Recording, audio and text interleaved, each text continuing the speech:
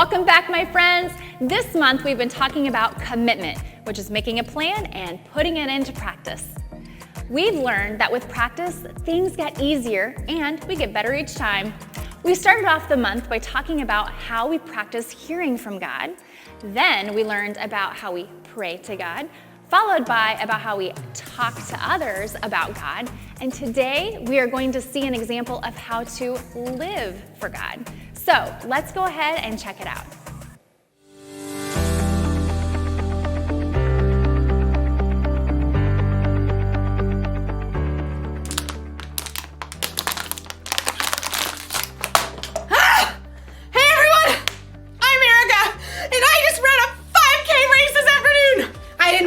But I also didn't give up. I made it all the way to the finish line, so it's time to celebrate!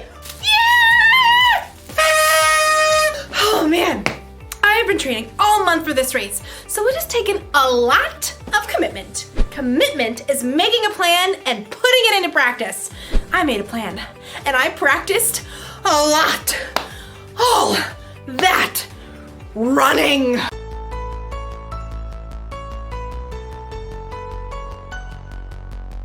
And strength training.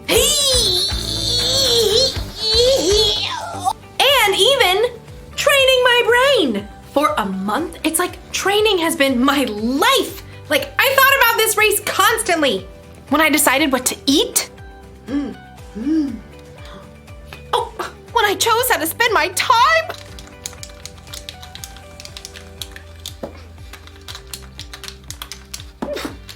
From morning until night, I kept my mind on the race. That's what you gotta do when you truly commit to something. Like, you've gotta live like it's important to you. Today's story is about a woman who lived her whole life that way.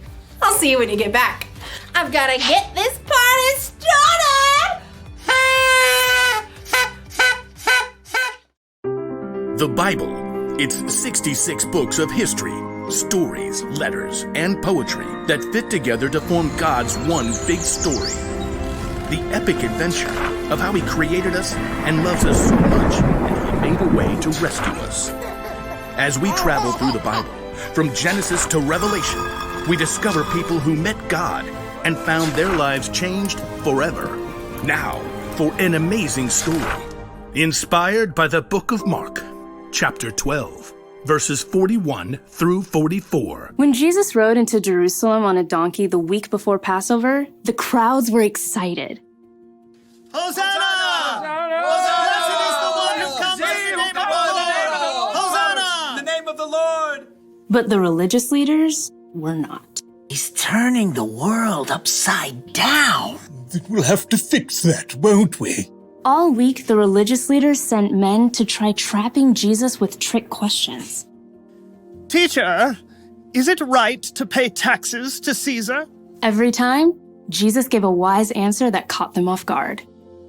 Give back to Caesar what belongs to Caesar, and give back to God what belongs to God. Jesus knew the religious leaders were so puffed up with pride, they didn't want people to listen to anyone else. Jesus even warned the crowds about them. Watch out for the teachers of the law. They love to have the most important seats. They take over the houses of widows. They say long prayers to show off. One afternoon, Jesus and his disciples visited the temple. They sat down to rest for a moment across from the box where people came to put money they offered to God. Perhaps the disciples, mostly poor fishermen themselves, were impressed by the rich men giving gifts. Check out his robes. I think they actually might be silk. Jesus watched the rich men dropping handfuls of gold coins into the box. He knew that, like the religious leaders, they were proud to show how important they were. Check this out, world. Money, money, money. Always sunny in a rich man's world. Even though these wealthy men were giving impressive amounts of money, Jesus knew they had so much, this was easy for them. Simply a drop in the bucket. Huh. She looks a little out of place. The next person in line clearly wasn't wealthy. In fact, her patched robe showed she didn't have an extra cent to spare. A widow, probably. At that time, if a woman's husband died, she had no way to earn money and often had to live on next to nothing. 2 pennies? How's that gonna help anyone? Jesus was watching the woman too, but he saw something different, something more. Come over here, all of you. The disciples gathered around Jesus. What I'm about to tell you is true. That poor widow has put more into the offering box than all the others. Jesus' friends tried to sort it out. Excuse me, pennies versus gold? You couldn't buy an order of fish nuggets with that. Jesus knew what his disciples were thinking. The others all gave a lot because they are rich, but she gave even though she is poor. She put in everything she had. That was all she had to live on. Oh. When you put it like that. The rich men, like the religious leaders, were concerned with what things looked like on the outside.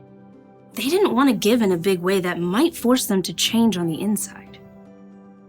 But the poor woman, who had almost nothing, chose to give everything. And Jesus saw her heart and knew that her pennies were worth far more than the rich man's gold.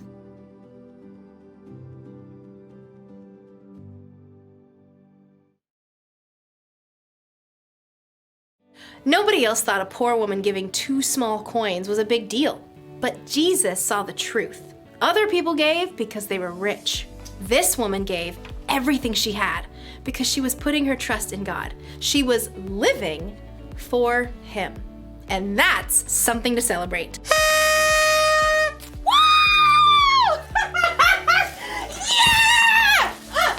Living for God is about more than giving money. It's about trying to include God in every part of your day. It's about asking yourself before every choice you make, does this honor God? I could copy my friend's homework or do the work myself, like I'm supposed to. I'm gonna do the work. Or ask yourself, does what I'm about to do show love to others? My friend didn't get me anything for my birthday. Should I get even by giving her nothing? Or should I forgive her? Well, I did already wrap it. She's gonna love it.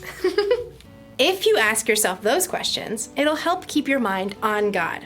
It'll help you think about how Jesus lived and loved others. This probably won't become a habit overnight. That's why the one thing to remember today is this: practice living for God. The more you practice asking yourself, does this honor God? And does this show love to others? The more natural it becomes. It feels good to commit to something and stick to it. I'm glad I committed to running a 5K. I feel stronger and healthier, and between you and me, I think I'm going to start training for another one. But first, we celebrate! See you around!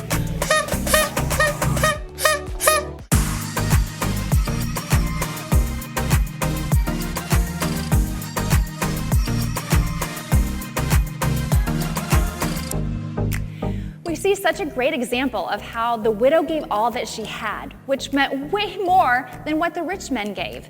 They were just being boastful and wanted to show off. But the widow's heart was in the right place. She was trusting God and living for Him.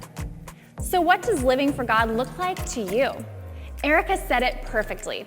When you think about it, is what you're doing honoring God and loving others? If not, maybe you want to pause and make a better choice. But with anything, it takes practice. Just think what the world would be like if everyone lived in a way that would honor God and love others. I mean, it would be amazing. Well, that wraps it up for us today. Go ahead and finish with the questions below, and we'll see you guys next time.